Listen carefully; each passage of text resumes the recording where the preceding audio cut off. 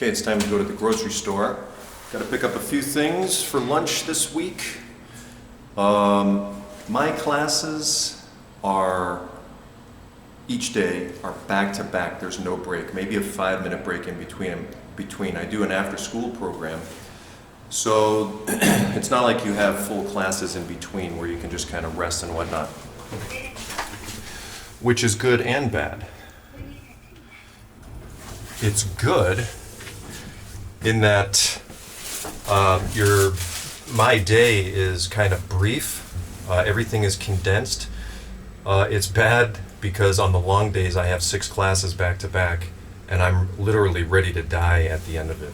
So even though we don't necessarily have long breaks, we do have that 5-minute break, and I use that time to try and eat something.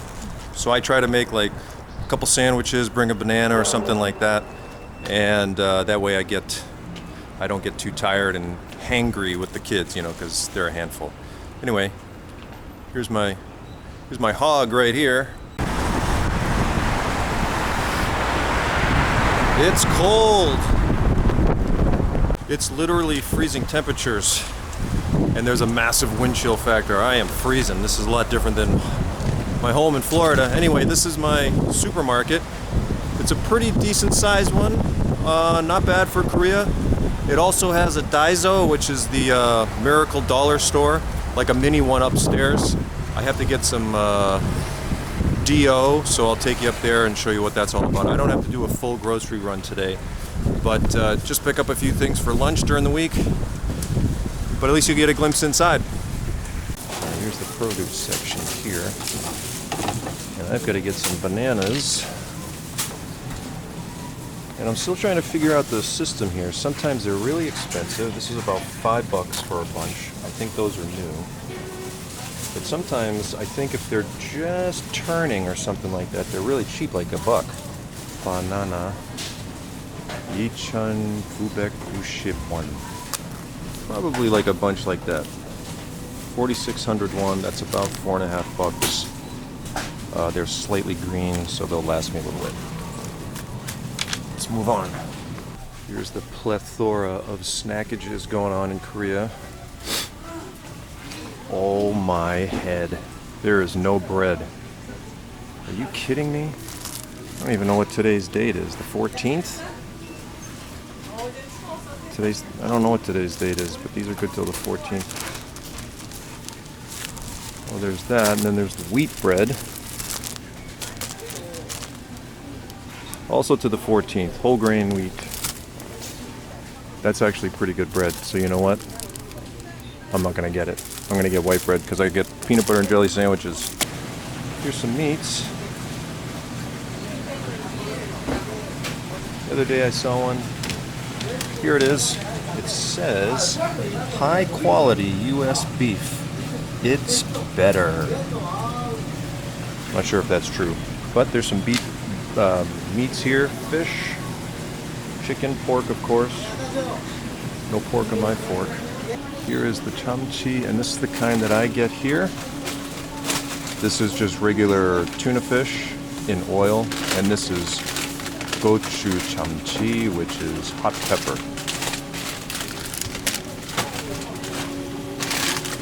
I actually mix one and one together, or actually I put the whole thing in one bowl. It'll last me a couple days. So that should be good for lunch for a few days. Lunch meaning my in-between classes meals.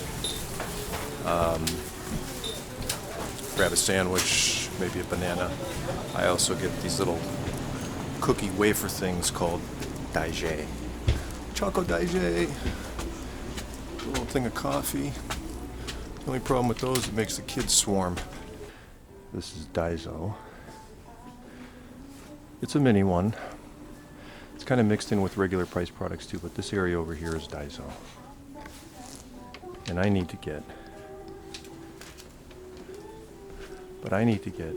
deodorant, and I don't know exactly where that is. Here's some Korean body soaps, but I can't find my Dio. Hope so, yeah. Well, unfortunately for me, they do not have deodorant here. So I guess I'm just gonna have to stink. They've got shaving gear. Shaving gear. But no deodorant. Alright, let's get out of here.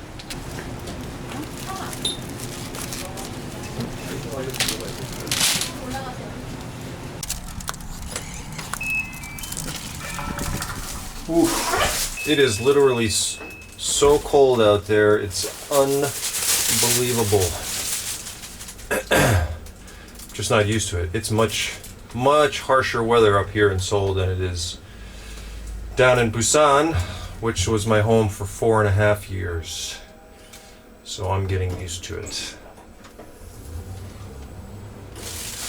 Now my schedule is a little bit unique because I don't actually go to school until about 12 or 1 each day, every day. So that leaves me the entire morning to do whatever it is that I need to do, whether it be shopping or laundry or something like that. Or eat. Cereal, probably a little boring to watch somebody eat that, same thing with eggs. So I thought I'd share with you how I put together my protein shakes. So the first thing I use for the liquid is soy milk. It has kind of like a nutty flavor to it, and that kind of goes along with the flavor that I like to have in my shakes. So in addition to that, and going along with the nutty flavor thing, I use this, which is powdered peanut butter. And of course, my protein, which is chocolate flavored, goes along with everything. Banana. Now this one's getting a little dark, but it's still firm and perfect for the shake. Okay, first up is the soy milk, and then the powdered peanut butter. Show you a close-up of what that looks like. It's just powdered peanut butter. Now in most cases, in most apartments in Korea, you're not going to have like garbage disposals or things like that, and you don't want to throw disposable food waste in the trash can because it'll rot and stink. So you have to figure out a way to store it otherwise, and I just put it in one of these containers in a little plastic bag. At the end of the week or whatever it fills up, I just take the little bag out and I throw it in I tie it up and then I throw it in the trash. Okay, and the next item up for bid, the final ingredient, the most important ingredient, the protein. I usually put 2 scoops in there. All the ingredients are in there now. Final step. The step that my neighbors really appreciate the most, blending it up. Got the blue light special going on here. Time to do this.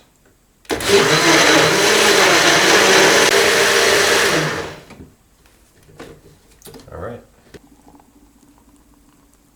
These are really, really good. They taste good. It is good. It's good for you. And it's a good way to start the day. Not a crazy heavy breakfast. Cheers! Kanbei.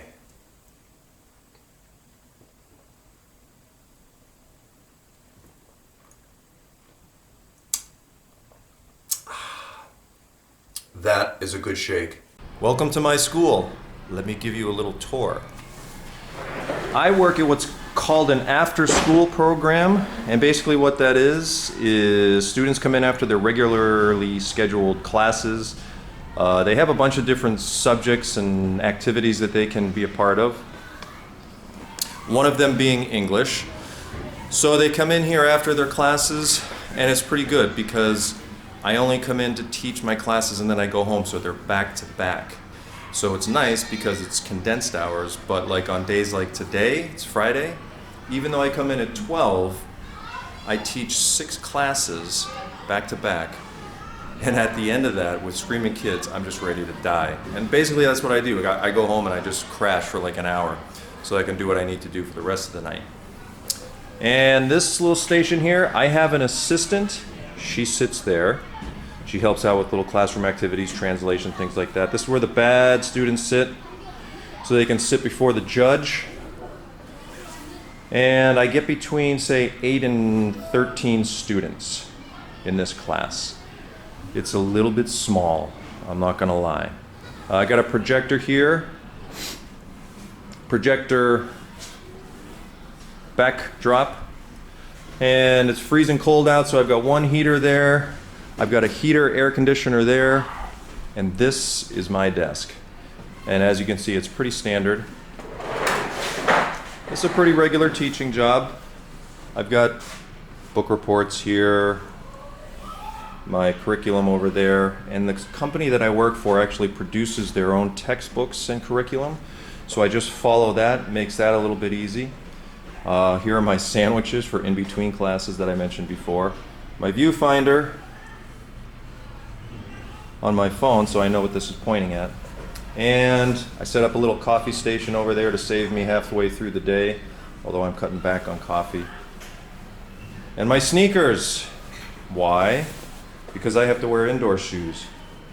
And usually teachers wear slippers.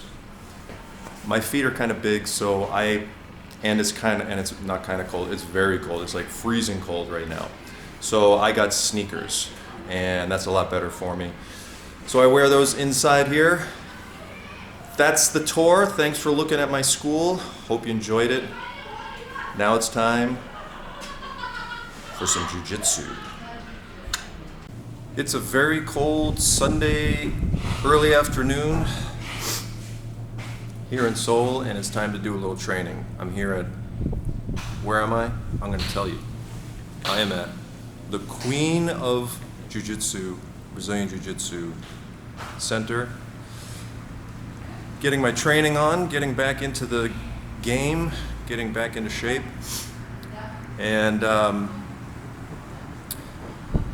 tell you, it kind of sucks trying to get back into shape in this kind of stuff. It's not like going to a regular gym. But this is her studio, and you're probably wondering, who is the Queen of Jiu-Jitsu? What kind of a name is that? Well, I'm going to tell you because it's pretty unique. It's not fair. I like it. Oh my god. 저도 괜찮습니다. 우리는 너무 안 괜찮은데. Okay. Okay, we just had a good workout, and I am here with Wanjang-nim, Lee Hee-jin. Why is she special? Because she is the only female Brazilian Jiu-Jitsu black belt in all of South Korea, right? Yeah, right. Right. And how long have you been practicing Jiu-Jitsu? 14 years. 14 years. Yeah. That's a long time to be choking people. And how long has your school been here? Almost 5 years. 5 years. This is a really good school because it's right in my neighborhood. I was looking for a black belt gym, and I found a black belt gym, and Wanjang-nim is with the John Frankel organization, so it's a really large and reputable organization as I understand it. So we just had a good workout here on Sunday afternoon. Thank you, Wanjang-nim. We'll be hearing from her again on my channel. Come to my gym. Come to her gym. I'm at one of my favorite restaurants in my own neighborhood, eating one of my favorite foods in Korea. Not my favorite, but one of my favorite. It's called Byeohae-janguk, which is basically oxtail soup. I'm trying to keep all the food in the picture. That's why I'm chopping half my head off right here. I just wanted you to see what kind of happens with hae-janguk. I don't know if it's the way you're supposed to eat it, but the way that I eat it is I actually take the meat, tails, parts out of the soup, and then I scrape the meat off into the soup, and I put the rice in there, and it just becomes like this big, meaty, hearty, thick stew. And that's one of the reasons why I like it so much. It's very spicy, very flavorful, very filling, and it is very, very hearty, and it is freezing outside right now, so that's why I like this as one of my best meals in Korea. The good part about making this video is these soups come in these bowls, and they're very hot, and because of that, they keep their heat the entire meal, so it's piping hot when you get it, still boiling, and it cools off a little bit, but it stays piping hot the entire time while you're eating it. So even so, it allows me a little bit of time for the meat to cool down, because I got to touch it with my hands while I'm scraping the food off, and if you do that right when you get it, man, it's hot. So this actually worked out well for me. Anyway, enjoy watching me enjoy my own food.